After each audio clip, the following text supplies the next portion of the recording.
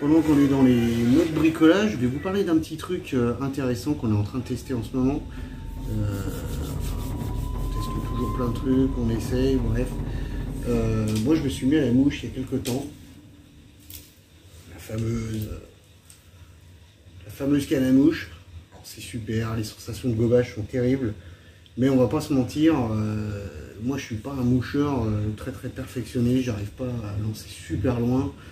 Et puis surtout, quand il y a beaucoup d'obstacles, je ne vais pas lancer comme je pourrais le lancer avec une spinning basique, faire des revers entre les obstacles, etc. Chose très compliquée quand les chocs sont complètement omnibulés sur les libellules ou les insectes et des choses comme ça. C'est la fameuse bulle d'eau. Ce qui consiste, c'est pas pour autant que je laisse la canne à mouche de côté, hein. Il y a toujours une sensation qui est complètement différente, mais je la garde pour le wedding, pour les méthodes flop-tube, les choses comme ça, quoi. Tout ce qui est vraiment bord, où je suis vraiment emmerdé par les obstacles, hein. Pour ceux qui savent pêcher à la mouche, bon, ceux qui savent très bien pêcher à la mouche, ça ne les arrête peut-être pas, mais c'est vrai que moi j'ai quand même du mal, il me faut de l'espace pour envoyer ma soie. Du coup, mon fameux bading, la graffe, va tomber ici. On est d'accord? Je vais pas... Enfin si, on va le faire de toute manière. Mais je vais déjà faire le badling dans un premier temps pour vous montrer comment ça fonctionne. Ce n'est pas du tout compliqué. On va choisir une mouche déjà au préalable. J'ai choisi de faire deux montages aujourd'hui, qui sont les mêmes. Mais tout simplement, c'est d'être au bord de l'eau avec quelque chose qui va être déjà prêt, quoi, qui va pas me, comment dire, me coincer dans ma pêche à faire des montages. Je suis toujours bloqué déjà à faire quelques trucs. Donc, on va choisir, je vais choisir une petite mouche, une petite guêpe, voilà, comme ça, comme ceci. Et un streamer, voilà. Un peu malade d'ailleurs, ça fait longtemps qu'il n'a pas pris l'eau. Tac. C'est deux pêches un peu différentes, on est là vraiment dans le minimaliste et là un peu plus gros. Ça reste de la mouche, mais voilà. Tac. Donc, badling 25 centièmes, 22, 18, très bien. Ça va consister. Je fais un nœud basique, un nœud préféré. Il faut savoir que plus vous allez mettre de badling, plus ça va être galère à lancer. Mais en même temps, si vous en mettez pas assez, voilà. Donc moi j'opte pour un petit entre les deux, entre le 40 et 50, 60 max. On est quand même plus sur 60.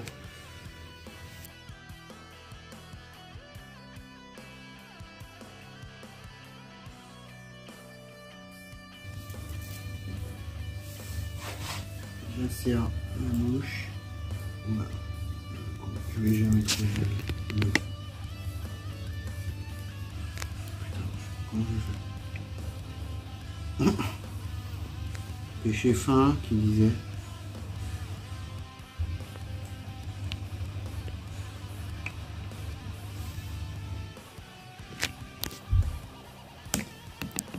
Alors, les vrais moucheurs vont péter un plomb quand ils vont voir ce montage.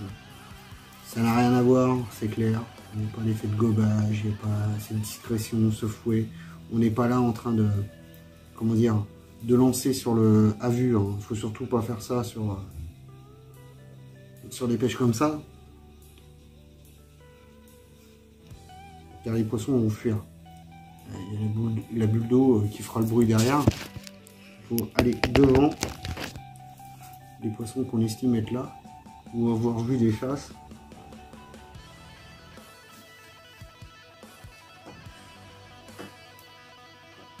Voilà. Moi, mon fameux nœud, je le trouve très intéressant. C'est cet effet-là. Si je serre, je fais un nœud coulant. Et là, en fait, en faisant ça, je vais garder une petite liberté. Comme on peut le voir. Ça, c'est très intéressant. Attends, bouge plus. Hop, nickel. De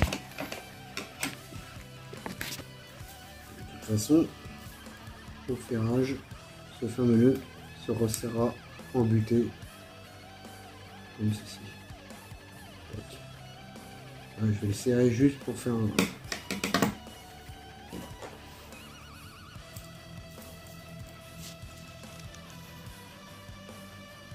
C'est pas évident parce que je suis complètement mignon. Hop. Voilà.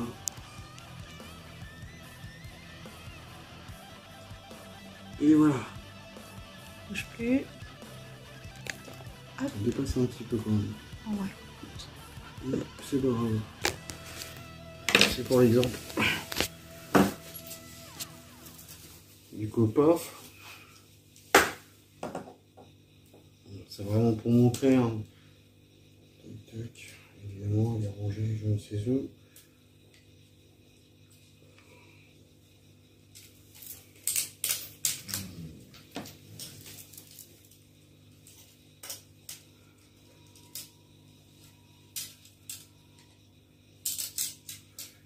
En fait, ce qui est intéressant là-dedans, c'est on est là, on est en train de pêcher au leurre, on n'y arrive pas. Ça m'est déjà arrivé en Loire d'être sur des pêches. On est là en train de chercher les as, n'importe quoi, les perches. Il n'y a rien qui veut, il n'y a rien qui veut, et on s'aperçoit que ça bouffe des insectes en surface, etc. On a la canne à mouche, mais on n'arrive pas à lancer assez loin. Bah voilà, ça peut être très intéressant. Donc en fait, pêcher à la mouche, c'est que quand tu vois du gobage en surface. Tu peux pas avoir un calme plat et te dire tiens je vais tenter, il va y avoir des poissons qui vont venir gober. Ah mais si, tout ça à veut fait. rien dire. Ça veut rien dire, enfin... Après c'est encore... c'est tout comme le leurre en fait. Moi je suis pas assez calé là-dessus, mais on va parler de gobage quand tu vas sortir les mouches qui flottent, quoi. En gros, pour la faire simplet à parler. Après tu peux pêcher en noyer. Quand tu pêches en noyer, c'est justement pour les trucs que tu vois pas trop à la base, quand les poissons sont un petit peu plus... Et puis la nymphe, ça va encore un peu plus loin. La pêche... Donc tout va dépendre de ce que tu vas mettre au bout de ta ligne, encore une fois. Oui, sauf que là, on parle en fait de la pêche à la mouche, pour les simplistes, pour les gens un peu comme moi qui touchent un petit peu la mouche, mais qui sont pas aussi calés, aussi confirmés, voilà. Moi je pense que je suis confirmé sur les autres pêches, plus ou moins, on peut toujours faire mieux, mais ça reste, la mouche, ça reste quand même quelque chose de... C'est un autre monde, c'est un autre truc. J'ai qu'une canne à mouche, il en faudrait plusieurs, peut-être que ça viendra avec le temps. En attendant, là, ce que je parle surtout, c'est qu'en fait, là où c'est pratique, c'est de pouvoir lancer une mouche dans des lieux encombrés, quoi, et pouvoir faire un petit peu de distance. Et tu m'as bien vu quand on pêche ensemble, il faut qu'il n'y ait rien derrière, la mouche, je l'envoie pas forcément assez loin, je me bats un petit peu.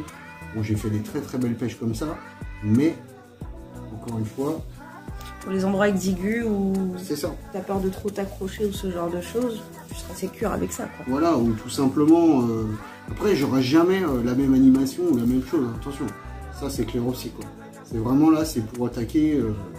ils sont sur les insectes, tout ça, le black bass, ça arrive aussi. Tu auras une présentation, pas beaucoup vont avoir dans sa boîte, en fait. C'est un truc un petit peu... Ça peut aussi être un substitut si t'as pas amené ta canne, que t'es parti voilà, dans une pêche. Tout à fait. En fait, t'es en mode light, t'as juste pris une spinning 5-15 ou voilà. Et ben justement, tu peux pêcher petit. En fait, ça fait office de bombette. Hein. C'est l'ancêtre de la bombette, ce truc-là. Ça permettait d'envoyer des choses toutes petites plus loin. Et j'invente rien. Et aujourd'hui non plus, hein, parce que les bombettes ou les bulles d'eau, en fait, ça existe depuis très très longtemps. Contrairement à ce qu'on croit. Surtout on en joue, hein, on voit la bulle d'eau, ah bah c'est pour pêcher le mulet. C'est vrai que le 3 quarts du temps, c'est utilisé pour ça. Mais ça a d'autres fonctions aussi, hein, en montagne par exemple, on s'en servait énormément pour lancer des mouches comme ça à l'arrache, quoi. Pour ceux qui ne savaient pas justement trop pêcher à la mouche, et ça fonctionnait très très bien. Les farios les bouffaient. Ça existe depuis des millénaires.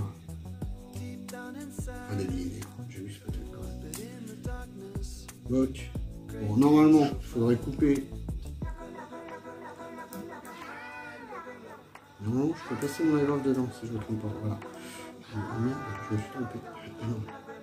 Voilà, le but c'est ça, hein. C'est tout simplement, c'est d'avoir encore cette fameuse agrafe que moi j'ai du mal à enlever quand j'ai envie de changer de leurre, parce que bon, je sais que c'est mieux de couper, mais quand on a envie de faire rapide, là on parle de quelque chose de rapide. Et pof, c'est installé quoi. Et puis si je vois que ça fonctionne pas et j'ai envie de me rabattre sur autre chose, là c'est plus pour des pêches comme ça, c'est une pêche speed quoi. Et là, on veut aussi bien pêcher au leurre que la mouche. Bon. Et cette fameuse chose, okay. On va l'installer sur un rangeoir comme ceci. Tac. Bon, c'est pas les plus pratiques. On va lui faire un tour de plus ou un tour de moins. Et puis je vais essayer de la caler avec ça, mettons. Oui, je me suis piqué. C'est la guêpe. C'est la guêpe Pride. Il y a la guêpe, mais on a plein d'autres choses super sympas. Je sais pas si on vous avait déjà fait la présentation, mais... Pas du tout, non. Allez, regardez. C'est quelque chose que... Ça, c'est joli comme tout. C'est très... je sais pas si on voit quelque chose, ouais. C'est très mouche à merde. Ouais, celle-ci, les mouches à merde. Qu'est-ce qu'on a d'autre? Bon, la guêpe, on vous l'a présenté. Ça, justement, ce que tu as dans les mains, c'est quelque chose qui flotte. On a des petites choses comme ça aussi. Quelque chose que j'apprécie, ça. Hop. Ouais, c'est vraiment très joli. On a beaucoup de choix. Enfin, beaucoup. C'est tout petit, mais c'est très nature, quoi. C'est très nature. Mais ça, en fait, c'est les kits. Hein. Je me suis pas fait chier à part quelques trucs comme ceci, où tu as les mouches et les sauterelles. Le reste, en fait, c'est vraiment style celle-là. Là. Alors bon, on n'aime pas, mais en fait, c'est des trucs style éphémère. C'est des choses qui fonctionnent tout le temps. C'est les culs de canard, comme on dit. Hein. C'est des trucs qui flottent. Petits hameçons, tout ça. Après, ça... on se tentera un jour, on vous fera une petite vidéo dessus. On a l'intention, un de ces quatre, de s'essayer à créer nos mouches. Oui, tout à fait. Avec ça... j'y pensais. Hein. Avec ça le peut être déménagement sympa. à venir, avoir un petit étau, ça coûte pas si cher que ça. Et puis on se balade pas mal en forêt et tout le bordel, donc c'est vrai qu'on a l'occasion de trouver des choses. Ah voilà, vous récupérez des plumes d'animaux, ce genre de choses. Des plumes d'animaux. Quoi? Ouais. Bah oui. Des plumes de perdrix, des choses comme ça. Oui, tout à fait. Ça peut être sympa. Et puis bon, j'ai des amis chasseurs aussi, tout ça, donc c'est carrément gérable. Bon, je passe à la suite quand même. Bon après, hein, c'est la même chose, c'est tout simplement, je passe sur... une taille beaucoup plus importante. Voilà. Enfin, ça n'a pas le même... plus sur la mouche, on est sur le stream. Là. Que j'allais te dire, ça n'a pas du tout le même nom, même si... Tu pêches ça avec la canne à mouche aussi? C'est justement la complexité de la mouche, entre guillemets, c'est là, comment dire... Enfin, c'est comme si en fait c'était un leurre que tu pouvais pas lancer en spinning et qu'il fallait une autre canne. Voilà, c'est ça. J'ai pas la bonne canne pour lancer un streamer en fait. Il faut encore autre chose. C'est quoi? C'est lié au poids, la taille? C'est quoi qui rentre en ligne? C'est lié au poids et à la taille. Ouais. Parce que c'est grand mais léger. Oui, mais après le problème c'est qu'on a le truc carnassier dans la tête et on ne peut pas comparer les deux, ça n'a rien à voir. C'est où tu as un peu de cette chose là, mais tu vois, dès qu'on parle de puissance, tout ça, on parle de la puissance de la soie. Là je suis sur une soie de 7, donc la soie de 7 elle va lancer toutes les petites choses, style comme ceci, là, ce qu'on a vu, les insectes. Ouais, la petite guêpe de tout à l'heure, la petite mouche à merde. Là aussi sur ce type de pêche, ce type de leurre, de mouche, ou ce que tu veux, il y a une taille à respecter au niveau du diamètre de ton fluoro. Bah, parce que tu mets une mouche en soi, si tu nous fous un petit truc comme ça, à la base, tu mets un fluoro hyper épais, est-ce que ça va dépendre toujours bien évidemment du type de poisson que tu recherches ou vraiment de ce que tu mets au bout de ta ligne? Complètement. C'est pour ça que les moucheurs s'exciteraient, hein, parce que théoriquement, ça se passe pas comme ça, quoi. Là, en fait, si tu veux, comme je compte chercher soit les perches, le black bass ou le chêne, on parle avec ça. Là, ça va être plus la perche, les grosses perches qui m'intéresseraient. Mais par exemple, pour les chevens, bon, je me laisse aller sur du 25 centimes. Mais un vrai moucheur, il va te faire ce qu'on appelle... putain, j'ai oublié le nom, c'est formidable. C'est ce fameux... tu vois, tu commences en 40 et tu finis en 5 centimes. Merci, tout à fait. J'ai retenu la leçon. La queue de rat. La queue de rat, la fameuse queue de rat qui finit genre en 5 ou un truc comme ça. Ou Donc explique vite fait pour ceux qui connaissent pas la queue de rat au final.